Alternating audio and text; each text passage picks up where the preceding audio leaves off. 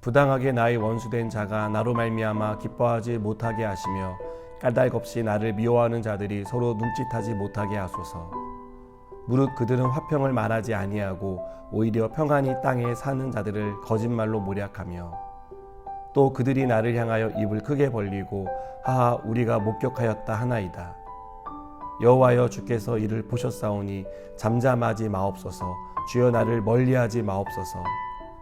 나의 하나님 나의 주여 떨치고 깨셔서 나를 공판하시며 나의 송사를 다스리소서.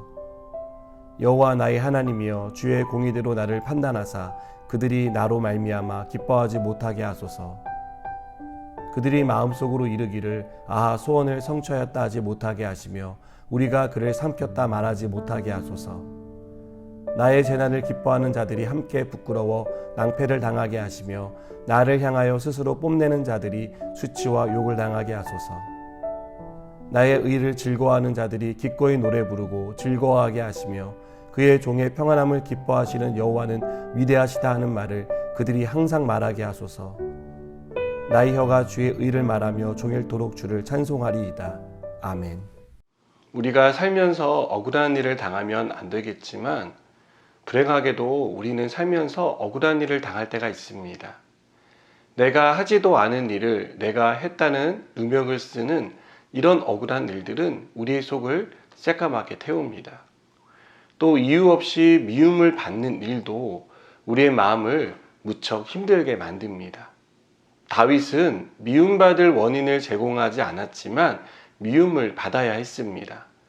특별한 이유 없이 미움을 받는 일을 겪은 다윗은 억울하지 않을 수 없었습니다. 다윗의 인생에서 가장 억울했을 때는 골리앗과의 전쟁을 승리로 이끈 직후였을 것입니다. 이스라엘은 위협적인 대상을 물리쳤고 끊임없이 괴롭히던 대적 블레셋에 승리했습니다. 이 승리는 다윗 개인의 승리가 아니라 이스라엘 전체의 승리였습니다. 그래서 백성들은 승리의 기쁨에 도취되었고 전쟁을 승리로 이끈 다윗은 국민적인 영웅이 되었습니다. 다윗이 영웅이 되고 싶었던 것은 아닙니다. 다윗은 하나님의 이름이 모욕당하는 것을 참을 수 없어 나섰을 뿐입니다. 그러자 하나님께서 다윗을 통해 영광을 받으셨고 다윗의 이름을 높여주셨습니다. 하루아침에 국민적 영웅이 된 다윗은 미움과 시기를 받기 시작합니다. 다윗을 미워하고 시기한 사람은 다름 아닌 사울 왕이었습니다. 사실 사울 왕은 골리앗을 앞세운 블레셋 군대 때문에 사면초가에 있었습니다. 다윗이 아니었다면 사울은 아주 곤란한 상황을 직면해야 했고 어쩌면 왕위 자체가 위태로웠을 것입니다. 그러나 이러한 사울을 구한 사람이 다윗입니다. 그렇다면 사울은 다윗을 자랑스럽게 생각하고 그에 걸맞는 대우를 해줘야 했지만 사울은 그렇게 하지 않았습니다. 다윗을 미워하고 시기했습니다. 다윗 입장에서는 이유 없는 미움이었고 시기였습니다. 여러분 얼마나 마음이 답답하고 억울했을까요? 무엇을 잘못해서 그랬다면 조금 이해가 될 텐데 잘못한 일도 없이 일방적인 오해와 미움, 시기를 받았으니 얼마나 그 속이 새까맣게 탔겠습니까? 다윗은 위기에 몰렸습니다. 여러 번 죽을 뻔했습니다. 급기야 사울 왕에 의해 쫓기는 신세가 되어 하루아침에 영웅에서 역적이 되었습니다. 다윗은 이런 억울한 마음을 하나님 앞에 아뢰었습니다. 미움을 미움으로 받아치지 않고 하나님께 호소하는 다윗의 모습을 우리는 보게 됩니다. 다윗은 하나님이 모든 것을 보고 계시다는 것을 알고 있었습니다. 자신이 당하는 부당한 상황을 누구보다 잘 알고 계신다고 믿었습니다.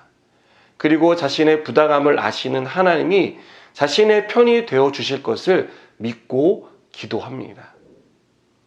다윗은 이런 확신 가운데 하나님을 나의 하나님, 나의 주라고 힘주어 말합니다. 다윗은 자신을 억울하게 만드는 원수에 대해 그들의 계획이 성공하지 못하게 해달라고 간구합니다. 공의로운 하나님께서 자신의 억울함을 풀어달라고 간구합니다. 그래서 원인도 이유도 없이 자신을 공격하는 원수들의 계획은 실패로 돌아가고 자신에게 덧씌워진 억울함은 하나님이 풀어주시도록 기도했습니다.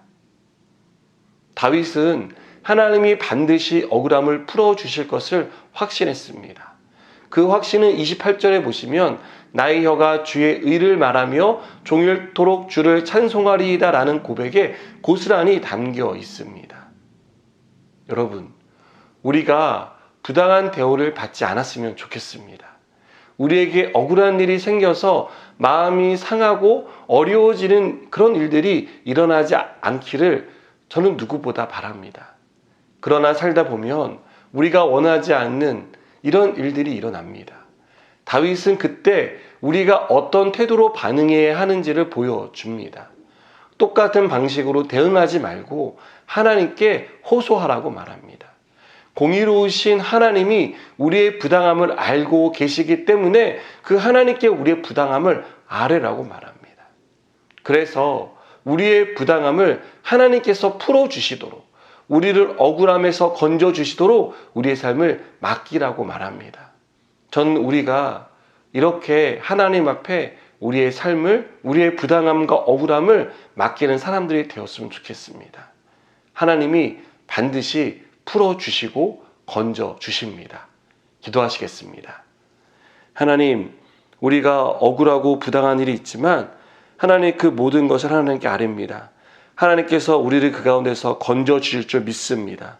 오늘도 우리의 삶 가운데 함께하여 주옵소서. 예수님의 이름으로 기도드립니다. 아멘.